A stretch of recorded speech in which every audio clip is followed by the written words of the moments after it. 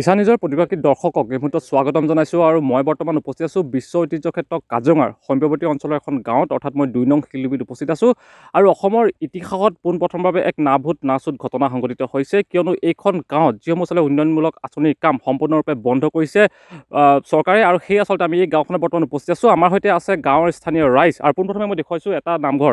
মই সেই নামঘৰটো এইকাৰণে দেখুৱাইছোঁ কাৰণ কিছুদিন পূৰ্বে আচলতে এই নামঘৰটোত বিধায়ক পুঁজিৰ আচলতে ধন আবণ্টন হৈছিল, প্ৰায় ১ লাখ টকা ধন আবণ্টন হৈছিল আৰু সেই ১ লাখ টকা ধন আবণ্টন হোৱাৰ পৰিপ্ৰেক্ষিতত তেওঁলোকে কিন্তু সেই আঁচনি তেওঁলোকে কাম কৰিব পৰা নাই কিয়নো সেই আচলতে আঁচনিৰ কাম তেওঁলোকে বন্ধ কৰি ৰখা হৈছে।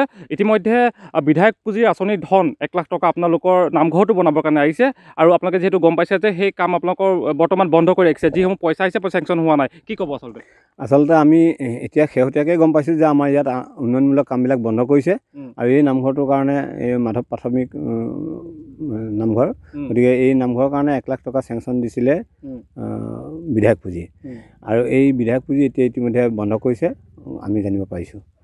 গতিকে আমি এইটোৰ কাৰণে আমাৰ সন্দেহ হৈছে যে আমাক লাহে লাহে উন্নয়নমূলক কামবিলাক বন্ধ কৰিছে আৰু আজি কিছুদিনৰ আগত আমাক এছ.ডি.অ. মহোদয়েও কৈছে যে ইয়াত সম্পূৰ্ণৰূপে যিবিলাক কনষ্ট্ৰাকশ্যনৰ কাম আছে চব বন্ধ আছে, ৰাস্তা পদূলি ইতিমধ্যে একো পইচা নিদিয়ে ইয়াত। গতিকে আমাৰ যথেষ্ট ইয়াত মানে অসুবিধাৰ সৃষ্টি হৈছে আৰু আমি ভাবিব পৰা নাই যে আমি এতিয়া কি কৰিম। কিমানটা পৰিয়াল আছে ইয়াত? এই গাঁওখনতে বুলি নহয়, আমাৰ গোটেই এই এলেকাটো ৬৭২টামান পৰিয়াল আছে। ৬৭২টাকৈ আচলতে পৰিয়াল আচলতে এই গাঁওখনত আছে আৰু আমি আন এগৰাকী ব্যক্তিৰ কথা পাতিবলৈ অকণমান যত্ন কৰিম। যিহেতু বিধায়ক পুঁজিৰ ধন আবণ্টন হৈছে কিন্তু আপোনালোকে সেই ধন লাভ কৰিবলৈ সক্ষম হোৱা নাই, কিয় হৈছে বুলি ভাবে? মানে এইটো মানে চৰকাৰৰ ষড়যন্ত্ৰ বুলি হৈছে যেন আমাৰ অনুমান হয়। কাৰণ চাওক, বিধায়কজন আমাৰ যিজন স্থানীয় বিধায়ক, সেই বিধায়কজন বৰ্তমানৰ কেবিনেট মন্ত্ৰী।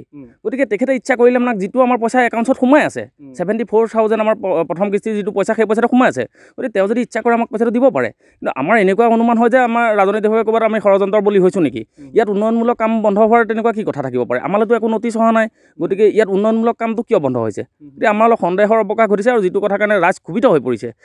আজি তাৰিখত আমি ক্ষুভিত হৈ পৰিছোঁ। চাওক, আমাৰ এইটো ৰাজহুৱা নামঘৰ, আমাৰ শ্ৰীমন্ত শংকৰদেৱ সংঘৰ এখন এইটো নামঘৰ। আমাৰ আজি সুদীৰ্ঘ 13 বছৰ ধৰি পেলাই এই নামঘৰটো মানে স্থাপিত হোৱা আজি 13 বছৰ হ'ল। গতিকে এই নামঘৰটোত যিটো 1 লাখ টকাৰ অনুদান আহিছিলে, এই পইচাটো কিয় বন্ধ কৰিব লাগে?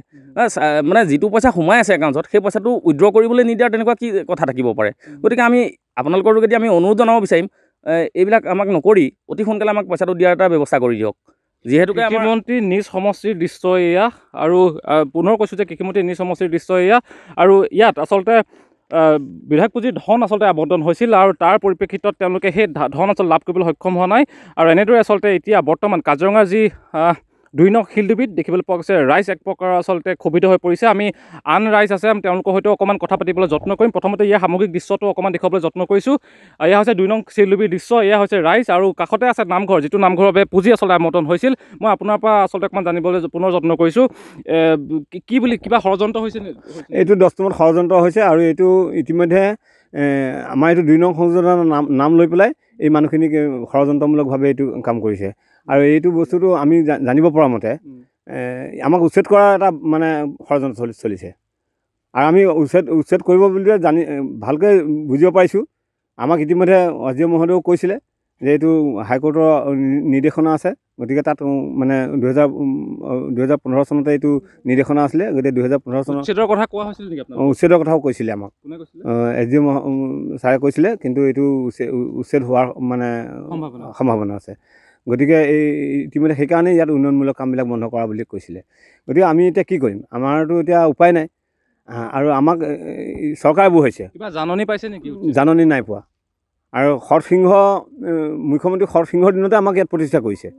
গতিকে তেতিয়া আছিলে তুলসী দাস MLA আছিলে, তেতিয়া আচলতে ৬৭২টাকৈ পৰিয়াল আচলতে এই গাঁওখনত আছে আৰু ইতিমধ্যে তেওঁলোকে কৈছে যে কাজিৰঙা ৰাষ্ট্ৰীয় উদ্যানৰ যি আচলতে ৩টাকৈ সংযোজন, দ্বিতীয়, তৃতীয় আৰু পঞ্চম, সেই ৩টাকৈ সংযোজন দ্বিতীয়টো সংযোজনত পৰে আচলতে এইখন গাঁও, যাৰ বাবে তেওঁলোকৰ সম্পূৰ্ণ যিসমূহ উন্নয়নমূলক আঁচনিৰ কাম ইতিমধ্যে বন্ধ কৰি দিয়া হৈছে বুলি ইতিমধ্যে কৈছে আমাক স্থানীয় ৰাইজে। আমি আন কিছু লোক আছে, তেওঁলোকৰ সৈতে অকণমান কথা পাতিম। ডক্টৰ বাইদেউ, যিহেতু আপোনালোকৰ এই নামঘৰটো আপোনালোকৰ ইয়াত আছে, ইয়াত যিহেতু বিধায়কৰ পুঁজিত ধন আবণ্টন হৈছে, 1 লাখ টকাকৈ পইচা আহিছে, কিয় আচলতে আপোনালোকে সেই কাম কৰিব পৰা নাই? কি কম আপুনি আপোনালোকে ভোট দিয়ে নাই ভোট দিওঁ আমি চব ভোট দিয়ে প্ৰত্যেক বছৰে ভোট দি আহিছে প্ৰত্যেক বছৰে ভোট দিওঁ নিশ্চয়কৈ আৰু এয়া হৈছে কাজিৰঙাৰ দৃশ্য কাজিৰঙাৰ যি আচলতে 2 নং শিলডুবি 2 নং শিলডুবিৰ দৃশ্য আৰু এওঁলোকে কৈছে যে তেওঁলোক কোনো ধৰণৰ আচলতে জাননী বৰ্তমানলৈকে দিয়া হোৱা নাই কিন্তু তেওঁলোকৰ যিসমূহ আচলতে উন্নয়নমূলক আঁচনিৰ কাম সেই কামসমূহ আচলতে সম্পূৰ্ণৰূপে বন্ধ কৰি ৰখা হৈছে আৰু এক প্ৰকাৰৰ আচলতে উচ্ছেদৰ এক প্ৰকাৰৰ আচলতে হুংকাৰ আচলতে দিয়া হৈছে এইসকল ৰাইজক আৰু সেই আচলতে আমি কাজিৰঙাৰ পৰা সামগ্ৰিক দৃশ্যটো ইচ্ছা নিজৰ দৰ্শকসকলক অকণমান দেখুৱাবলৈ যত্ন কৰিলোঁ